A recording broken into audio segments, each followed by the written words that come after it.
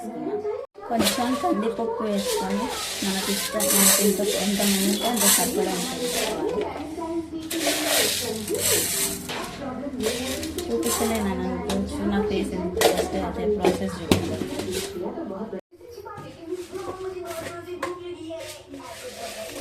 కందిపప్పు పెసరపప్పు వేసుకోవాలి.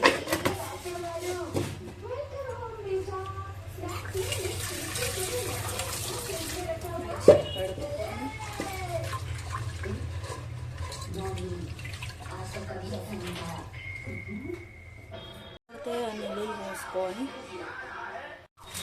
నేనైతే మునక్కాయ పప్పు చేస్తున్నా కాబట్టి మునక్కాయ వేస్తున్నాను.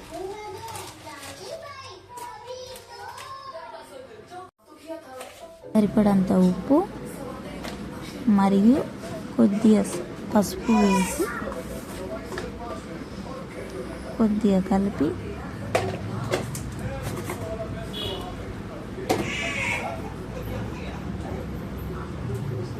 కొన్ని కోసిన టమాటాలు వేయాలి.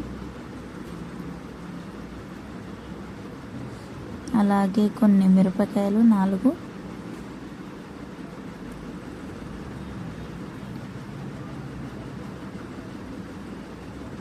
కొద్దిగా కారం 1 చెంచాడు, మనకు సరిపడంత, మనం ఎంత తింటే అంత మిరపకాయలు వేసాం కాబట్టి సరిపడంత, 4 వెల్లిపాయలు,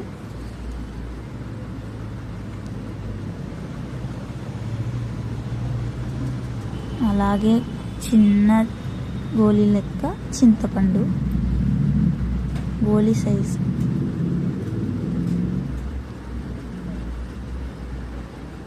కొద్దిగా నూనె, 1 చిన్న చెంచాడు నూనె,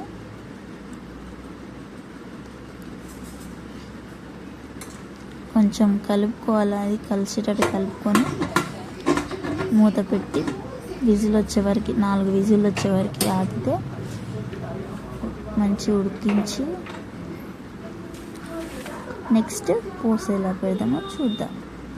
ఒక కడాయి తీసుకొని అందులో నూనె వేసి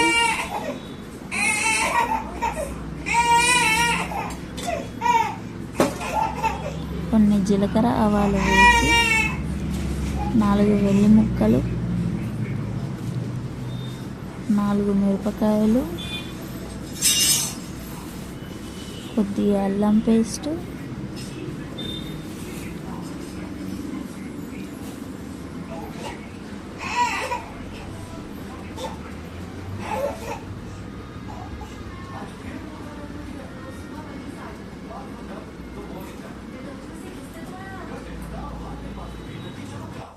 కరివేపాకు వేసి మంచిగా మాడి వాసన వచ్చే వరకు కొంచెం మాడనివ్వాలి.